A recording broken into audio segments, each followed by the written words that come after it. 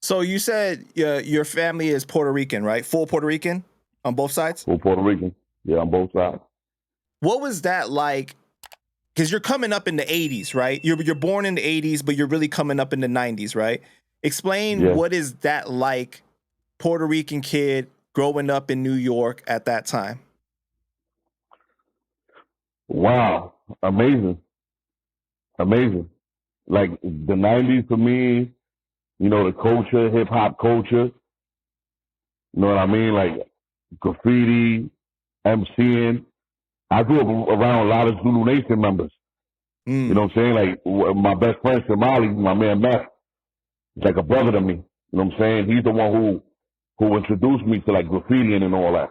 We'll get into that later, but he was Zulu Nation. All the guys that I hung out with, a lot of the guys that I hung out with before I became a Latin King were all Zulu Nation members. And you know what that's like, MCing, breakdancing, graffitiing, like that whole hip hop culture. The 90s was incredible, man.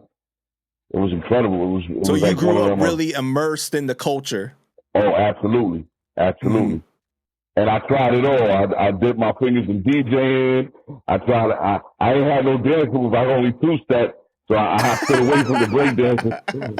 But I tried my hand at MCing, you know what I'm saying, rapping. Me and my man from junior high school, we tried to come up with little raps and beats and, it's, you know, like recording instrumentals and trying to do songs and stuff like that. I dabbled in all of it. But eventually, you know what I mean? I feel like my aggression and like the street life, like really the violence in it, like the I don't know how to explain it. It's like that shit took over me. You know what I'm saying? Like putting in that work, that shit took over me. Like right. That rush. You know what I'm saying? So why didn't you stick with rapping though? Like did you feel like it didn't speak to you enough, or? I loved it. Yo, my man Gotti, like he was a beast. Like back in the days when we was growing up, and my man Zakar, my man Ziggy, their brothers Ziggy and Gotti, you know, they were nasty. They were like the nicest guys in my neighborhood back then. And my man Ray's and my other man Wallace, rest in peace, Ray's brother. You know what I mean? They were like them guys back then, you know, as far as rapping and shit. I always wanted to like emulate what they were doing, but I feel like I was more of an artist than a rapper. You know what I mean? Like I feel like my pencil game and my lettering game was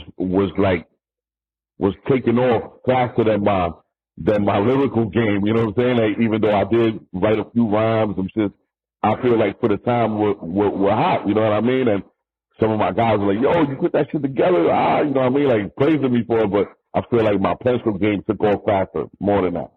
The way that you perceived art was different though, like, because you know you're from the more artistic side of like drawing and everything compared to like the writing of the rhymes, right? Yeah. So you know, everybody in my neighborhood did graffiti, bro. Like back in the days, my neighborhood was flooded with graffiti and hand styles. So when I used to come out of my house, that's the only shit I seen. And then, you know, connected with my right hand man, my son Matt, my son Shamali, you know what I mean? Like all he did was do graffiti. So every time he had a black book with him, you know what I mean? He had markers, colored pencils, the whole shit. So we sit there drawing in books all day long, you know what I mean?